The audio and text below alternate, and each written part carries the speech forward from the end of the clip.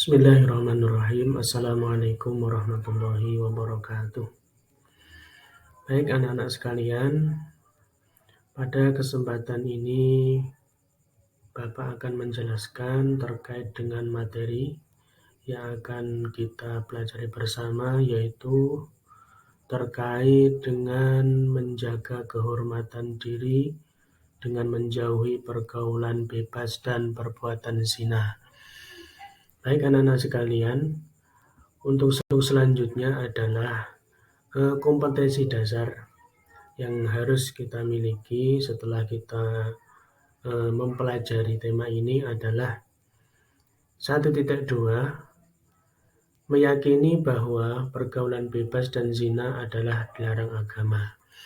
Untuk yang kedua adalah menghindari diri dari pergaulan bebas dan perbuatan zina sebagai pengamalan Quran Surat Al-Isra ayat 32 dan Quran Surat An-Nur ayat 2 serta hadis yang terkait dengan tema tersebut.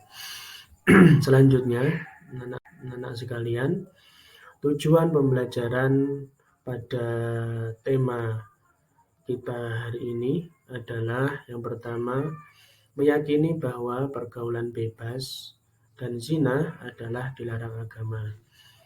Untuk yang kedua, menghindari diri dari pergaulan bebas dan perbuatan zina sebagai pengamalan Quran Surat Al-Isra ayat 32 dan Quran Surat An-Nur ayat 2 serta hadis terkait. Selanjutnya, kita sudah masuk ke materi. Ini yang perlu kalian cermati, kalian perhatikan.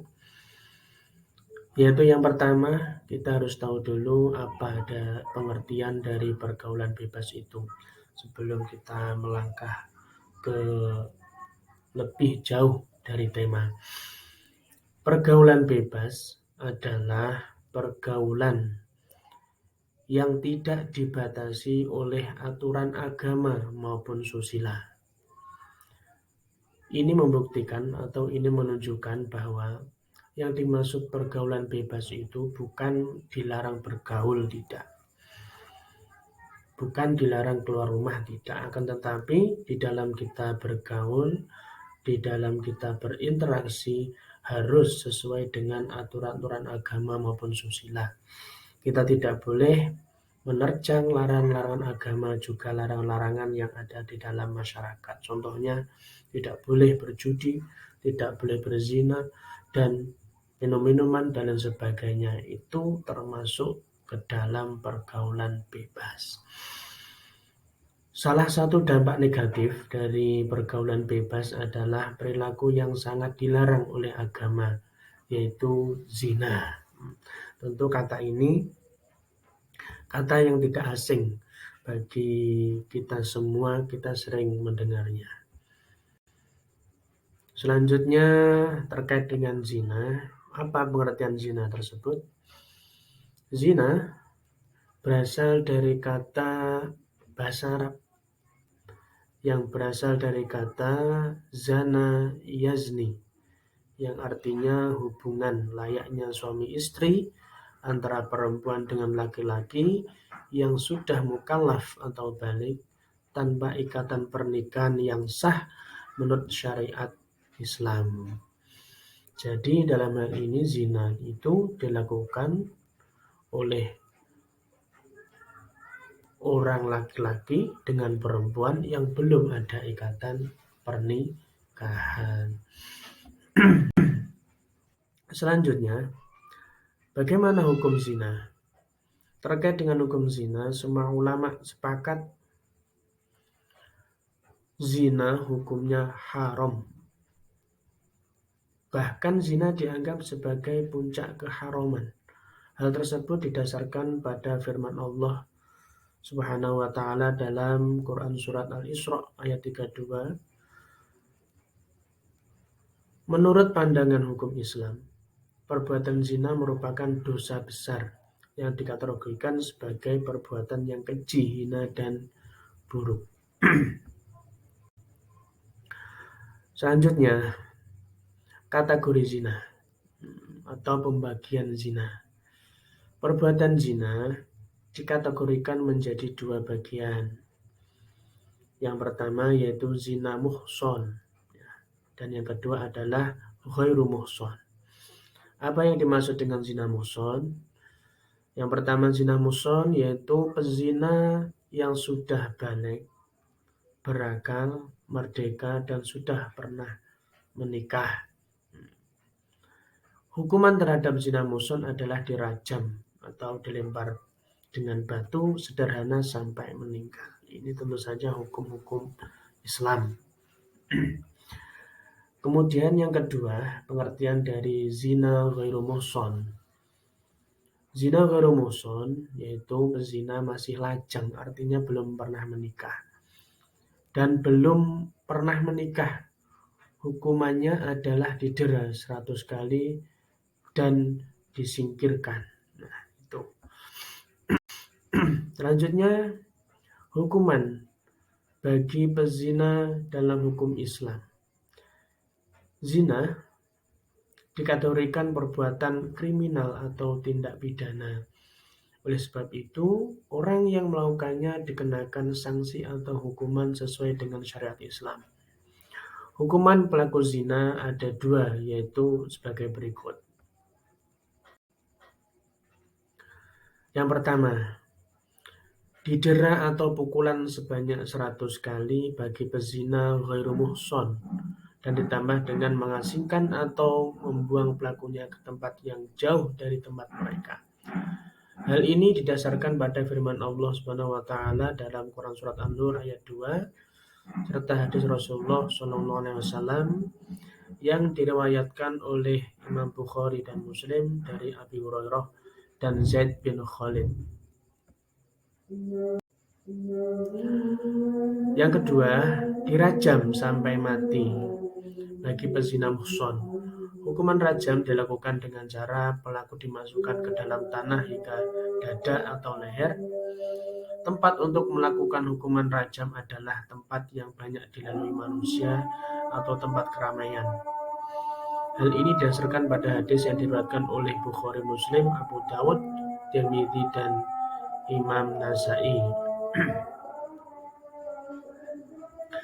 Selanjutnya, ayat-ayat Al-Quran dan hadis tentang larangan mendekati zina. Ini dalil atau dasarnya keharaman zina.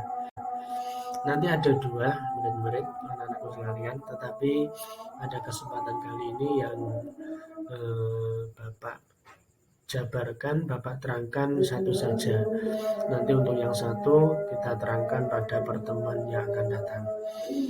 Baik, yang pertama terkait dengan dasar atau dalil diharamkannya zina.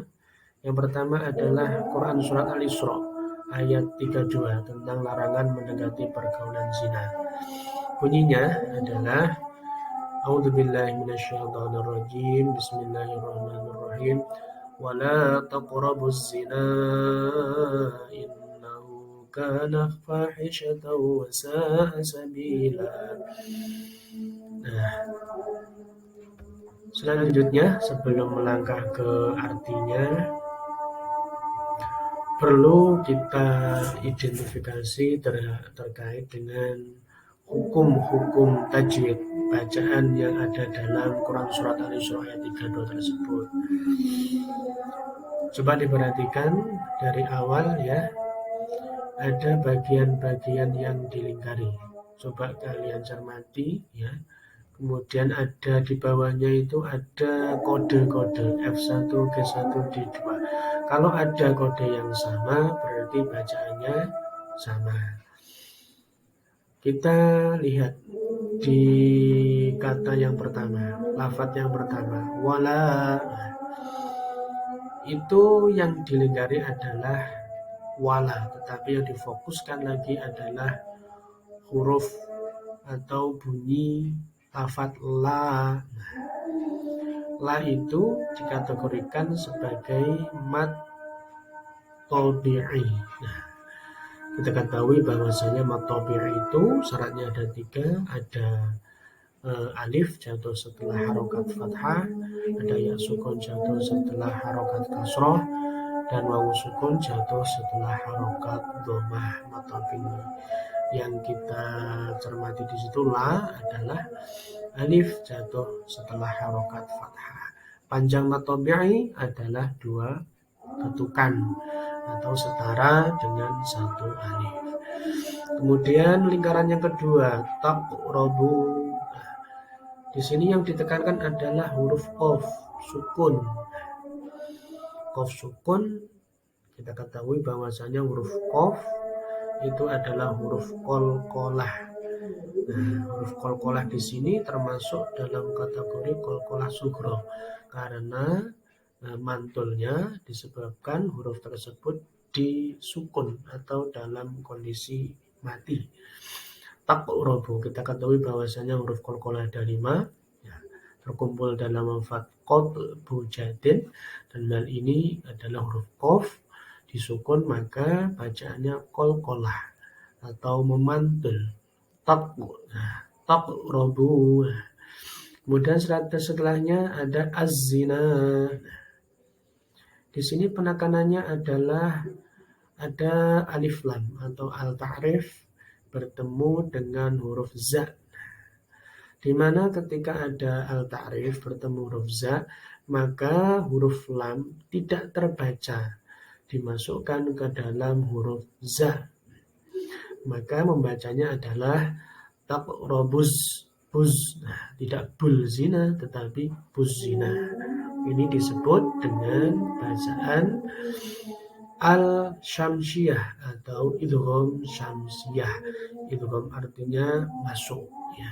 Maka harus dimasukkan, lam tidak terbaca tetapi dimasukkan ke huruf za. Kemudian setelahnya ada yang dilingkari adalah berwarna merah, ada huruf ha. Ini adalah bacaan gunnah. In. Bacaan gunnah adalah bacaan mendengung dikarenakan ada nun atau mim yang bertasydid. Dalam hal ini ada nun tasydid. Maka bacaannya disebut bacaan gunnah, panjangnya adalah 2 ketukan. Innahu, nah, ditahan dulu ya. Jangan langsung innahu, nah, itu kurang, ditahan dulu. Innahu. Nah, kemudian selanjutnya adalah kana. Ini sama dengan yang pertama.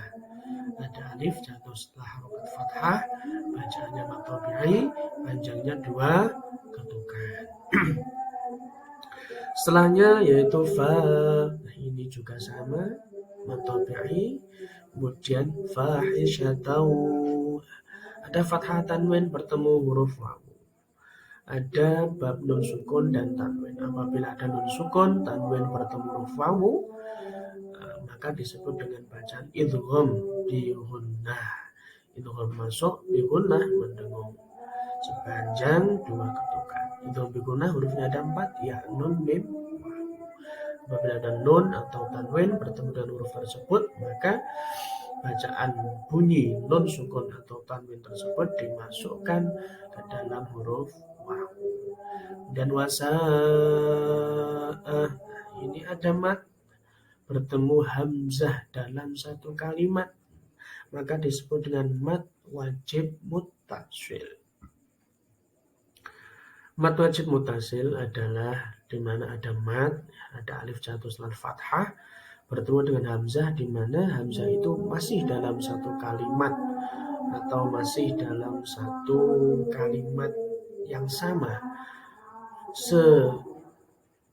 sekalimat dengan kalimat sa itu.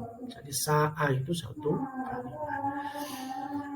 Kemudian sabi, ini ya sukun sebelum jatuh setelah harokat kasrah maka disebut mat tabi'i. Yang terakhir sabila, asalnya lan tetapi karena diwakafkan fathah tanwin di akhir, ini disebut dengan mat aiwat. Fathah tanwin khusus fathah tanwin di akhir, ketika wakaf maka tanwinnya tidak terbaca tetapi dibaca dua harokat sabila, disebut bacaan mat. Itu anak-anak bacaan tajwid yang ada di Quran surat Al-Isra ayat 32. Maka kalian harus memperhatikan, ya, mencermati setiap bacaan dan diterapkan. Setiap diulang-ulang supaya bisa, karena seseorang itu bisa karena terbiasa. Maka bacaan ini harus kalian ulang-ulang sampai hafal, sampai paham, sampai hafal. Ya. Wala taqrabuz zina innahu kana fahishatan wa sa'a sabila. Seperti itu kurang lebih ya. Kemudian anak-anak sekalian, apa kandungan dari Quran surat Al-Isra ayat 32? Kita ketahui bahwasanya tadi ayat tersebut adalah dasar daripada larangan perbuatan zina. Maka dalam hal ini kandungan ayat Quran surat Al-Isra ayat 32 mengandung larangan mendekati zina. Maka mendekati saja tidak boleh, apalagi melakukan zina. Serta penegasan bahwa zina merupakan perbuatan keji dan suatu jalan yang buruk. Allah Subhanahu wa taala secara tegas memberikan predikat terhadap perbuatan zina melalui ayat tersebut sebagai perbuatan yang merendahkan harkat, martabat, dan kehormatan manusia. Nah, ini yang harus kita sadari, bahwasanya zina itu Al-Quran pun sudah tegas menegaskan bahwa zina adalah haram. Nah, ini ditegaskan lagi oleh Imam Sayuti dalam kitabnya Al-Jami' Al-Kabir, menuliskan bahwa perbuatan zina dapat mengakibatkan 6 dampak negatif bagi pelakunya. 3 dampak negatif menimpa pada saat di dunia, dan 3 dampak lagi akan ditimpakan kelak di akhirat. Jadi di dunia maupun di akhirat bagi pelaku zina itu sudah merugi ya. Selanjutnya terkait dengan dampak di dunia ini, menghilangkan wibawa yang pertama, yang kedua mengakibatkan kefakiran, dan yang ketiga mengurangi umur. Dikatakan mengurangi umur karena pelaku zina itu akan terkena berbagai macam penyakit ya, yang mengakibatkan kondisi tubuhnya sakit-sakitan ya, banyak terinfeksi ya, seperti HIV ya, dan lain sebagainya. Itu yang sangat berbahaya bagi tubuh manusia. Kemudian dampak yang akan dijatuhkan di akhirat nanti adalah mendapatkan murka dari Allah. Ini naudzubillah min dzalik.